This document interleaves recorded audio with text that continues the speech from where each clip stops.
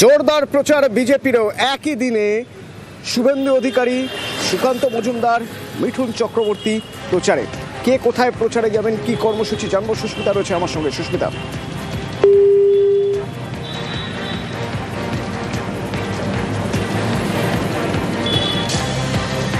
সুস্মিতার সঙ্গে যোগাযোগ করবো, তবে তার আগে আপনাদের জানিয়ে রাখি হেভিওয়েট প্রচার আজ ভাটপাড়ায় শুভেন্দু অধিকারীর পরিবর্তন সংকল্প সভা।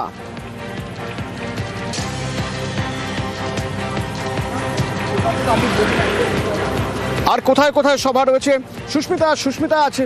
শুভেন্দু, সুকান্ত, মিঠুন তিনজনই আজ প্রচারে নামছেন।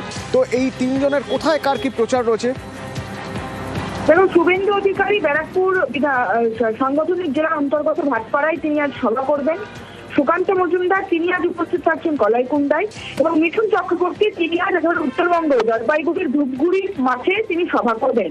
তিন হেভিওয়েট নেতা আজ সভা সারবেন, এবং শুধু আজ নয়, আগামী গোটা 4 মাস ধরেই তাদের এই টানা কর্মসূচি চলবে। এবং অমিত শাহ নির্দেশ দিয়েছিলেন যে মাঠে ময়দানে প্রচারে জোর দিতে হবে, শুধুমাত্র বন্ধ করে মিটিং বা সভা নয়, নিজেদের মধ্যে সভা নয়, সেই সভার নির্দেশ পৌঁছে দিতে হবে প্রত্যেকটি মানুষের কাছে।